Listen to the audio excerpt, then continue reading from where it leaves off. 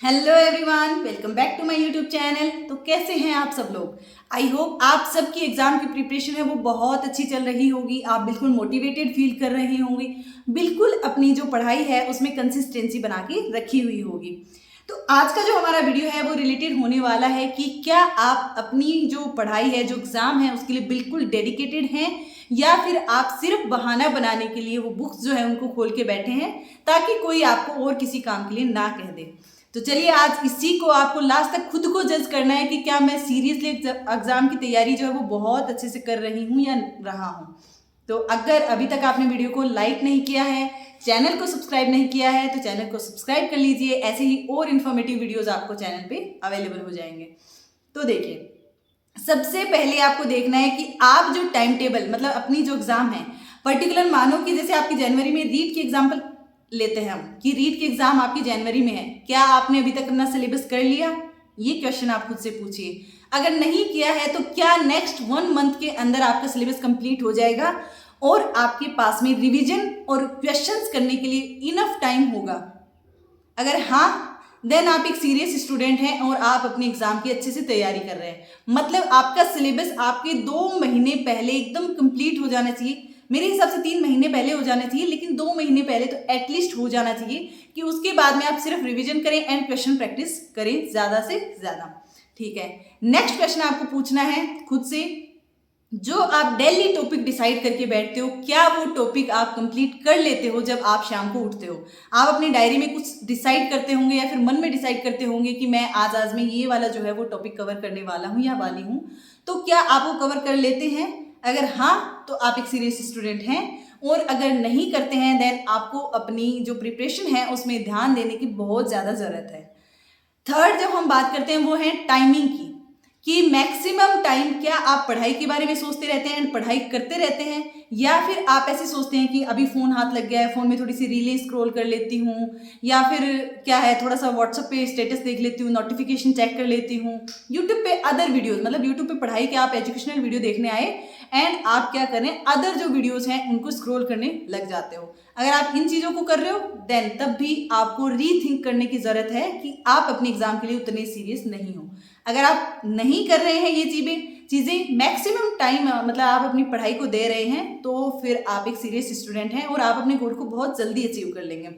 इसके अलावा नेक्स्ट हम बात करें कि आपके पास जो फ़ोन पे कॉल आती हैं, या तो आपके पास मिनिमम आती हैं, बहुत अच्छा है, लेकिन अगर आती भी हैं तो क्या वो कॉल्स आपकी एजुकेशन रिलेटेड होती हैं? मतलब आपकी कोई फ्रेंड है वो आपसे क्या एजुकेशन के लिए गाइडेंस मांगती है, या कौन से हमें क्वेश्चन करने चाहिए, कौन किन सर से पढ़ना चाहिए? क्या अगर आपके बीच में मैक्सिमम ये डिस्कशन होता है तो आप सीरियस स्टूडेंट्स हैं। आप या फिर आप जैसे क्या है कि आपने पूरा पढ़ लिया प्लस आप साथ में क्वेश्चंस कर रहे हैं दोनों मिलके, या फिर अपनी मतलब वही कॉमन स्टडी कर रहे हैं, तो फिर वो भी आपके लिए बहुत बेनिफिशियल चीज़ है। और आप मतलब आप एक सीरियस स्टूडेंट हैं अपनी एग्जाम को लेकर के एंड आप बिल्कुल गोल ओरिएंटेड हैं। आपका ऐसा नहीं है कि सिर्फ आप बहाने के लिए कि दूसरे ने आपको टोक दिया कि आप क्या कर रहे हो, इसके लिए सिर्फ आप बुक्स लेके बैठे हो। तो उससे कुछ नहीं होगा जब तक आप इंटरनली मोटिवेट नहीं होगे अपने एग्जाम को लेकर के, इंटरनली खुद ये फील नहीं करोगे कि हाँ मेरे को ये वाली पर्टिकुलर एग्जाम निकालनी है, मेरी लाइफ में मेरे को इस गोल को अचीव करना है, तब तक आपकी जो एग्जाम है वो उसके लिए आप बिल्कुल अच्छा नहीं कर पाओगे। तो इन्हीं चीज़ों को सोचने के लिए चलो, अब ये होता है कि कई स्टूडेंट्स में क्या दिक्कत होती है कि पढ़ने बैठ जाते हैं लेकिन उतनी अच्छे से पढ़ाई नहीं होती, या फिर शाम को जब वो देखते हैं कि कितना पढ़ लिया तो उतना उनको बिल्कुल नहीं लगता, कि ऐसे लगेगा कि किसी ज़माने में मैं इतना तो सिर्फ 1 घंटे में पढ़ लेता था या पढ़ लेती थी, लेकिन अभी मेरे को उसी को करने में 5 या 6 घंटे लग गए, बीच बीच में मेरा ध्यान डाइवर्ट हो रहा है। तो वो क्यों हो रहा है, उस चीज़ की रीज़न आप खुद जानो। मैक्सिमम लोगों का यहाँ पे आंसर आएगा फ़ोन की वजह से। तो आपको क्या करना है, अपना फ़ोन बिल्कुल आपके फ़ोन को अवॉइड करने की कोशिश करनी है। आपको एक लिमिटेड टाइम अपने आप को देना है कि बस इसी टाइम पे मैं फ़ोन चलाऊंगा या चलाऊंगी, ठीक है। अदरवाइज अपने घर वालों को बोल दीजिए कि मेरे से इस पर्टिकुलर टाइम में आप ये फ़ोन ले लिया करो, चाहे मैं कितनी जिद करूँ। उसको फ़ोन को दूसरे कमरे में लॉक कर दिया करो, पीजी में रहते हो तो अपनी फ्रेंड को बोल दिया करो, ठीक है। मतलब किसी से भी आप ऐसा बोल सकते हो। और उसके अलावा सेकंड जो ऑप्शन आता है वो आता है कि चलो फ़ोन हमने अलग रख दिया, बुक्स हम लेके बैठ गए, स्टडी टेबल एकदम माहौल पूरा सेट हो गया, लेकिन उसके बाद भी पढ़ाई नहीं होती। क्यों?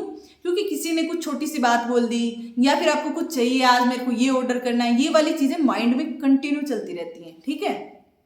ऐसा नहीं है, मैंने ये सारी चीज़ें खुद ने फील किया, मेरी खुद की चली थी किसी टाइम पे, लेकिन मैं उन सारी चीज़ों से ओवरकम करी हूँ। तो मैं आपको प्रैक्टिकली बताती हूँ उन चीज़ों के लिए आपको क्या करना है। आपको टॉपिक डिसाइड करना है और टाइमर लगा के रख देना है, टाइमर में कि मैं इस लिमिटेड टाइम में ये टॉपिक करने वाली हूँ। एंड उसके बाद में आपको क्या करना है, जैसे ही आपका ध्यान भटकेगा ना, तो वो टाइमर की तरफ जैसे ही नजर जाएगी, आपको लगेगा कि टाइम जा रहा है, इसके बाद में मैं ये वाला टॉपिक हाथ नहीं लगाऊंगी, चाहे वो कितना ही बच जाए। ठीक है, चाहे वो कितना ही बच जाए, चाहे अगली बार पढ़ना पड़े, लेकिन इस बार मेरे को सिर्फ इतना लिमिटेड टाइम मिला है इस टॉपिक को पढ़ने के लिए। ये उनके लिए जो स्टार्टिंग में अपने का क्या है, अपने आप की सिटिंग पावर बढ़ाना चाहते हैं। जो ऑलरेडी सिटिंग पावर जिनकी अच्छी है उनके लिए वो नहीं है, वो अपना टॉपिक अच्छे से करें।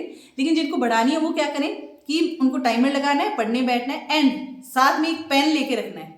या फिर मैक्सिमम बच्चे क्या है, हाइलाइटर का यूज करते हैं। मैं पहली बार में हाइलाइटर प्रीफर नहीं करती हूँ, मैं पेंसिल का यूज करती हूँ, ताकि रफली उसको अंडरलाइन कर सकूँ कि मेरे को क्या क्या इंपॉर्टेंट लग रहा है। पहली बार में क्या होता है कि अपने को मैक्सिमम चीजें इंपॉर्टेंट लगती हैं। सेकंड टाइम हम रिवाइज करते हैं तो ऐसे लगता है कि कुछ चीजें बेसिक हैं जो हम अगर अंडरलाइन नहीं भी करेंगे, एग्जाम तक नहीं भी पढ़ेंगे, तो वो हमें बहुत इजीली याद है, उनको आप मत अंडरलाइन कीजिए इतना। एंड थर्ड, जो आप रिवीजन करोगे उसमें क्या करना, आप में सिर्फ स्पेसिफिक कीवर्ड्स जो है उनको हाईलाइट करते जाना है। ठीक है, उनको हाईलाइट करोगे तो उनके आसपास की जो स्टोरी है वो आपके माइंड में खुद बननी चाहिए। ऐसे ही कीवर्ड्स को आपको हाईलाइट करना है, जो आपके लिए बहुत बेनिफिशियल होगा। इसके अलावा आप क्या बात कर सकते हैं, ग्रुप स्टडी कर सकते हैं। अपने ग्रुप में दोस्तों से करिए कि आज सुबह हम एक टॉपिक डिसाइड करते हैं कि ये वाले टॉपिक आज हम कंप्लीट करेंगे, एंड अपने ग्रुप पे मैसेज कर लीजिए। एंड अगर आपका वो टॉपिक उस दिन नहीं होते हैं, जो आपके और फ्रेंड्स के होंगे, तो आपको खुद से ही गिल्ट फील होगा कि सारे जो है वो इतना अच्छे से पढ़ रहे हैं, बस मैं ही एक नहीं पढ़ पा रही हूँ। ठीक है, एंड आपको भी उसके लिए डेडिकेशन रखना है। ऐसा नहीं है कि आप नेक्स्ट डे ग्रुप छोड़ रहे हैं कि भाई हाँ मेरे को एंजाइटी फील हो रही है, डिप्रेशन फील हो रहा है, नहीं, आपको उसमें बना रहना है एंड उसको, वो जो आपने डिसाइड किया है उसको फॉलो करते जाना है। तो एक मतलब ज्यादा दिन का काम नहीं है, अगर आप 7 दिन भी प्रॉपर अपने आप को खुद के साथ जिद कर लेना कि हाँ मेरे को ये वाली चीजें करनी है, देन आप खुद को देखोगे कि आप एक डिसिप्लिन में अपने आप आ जाओगे। धीरे धीरे आपकी लाइफ के अंदर वो इन्वॉल्व हो जाएंगी चीजें कि आप अपने आप से वो चीजें करने लग जाओगे।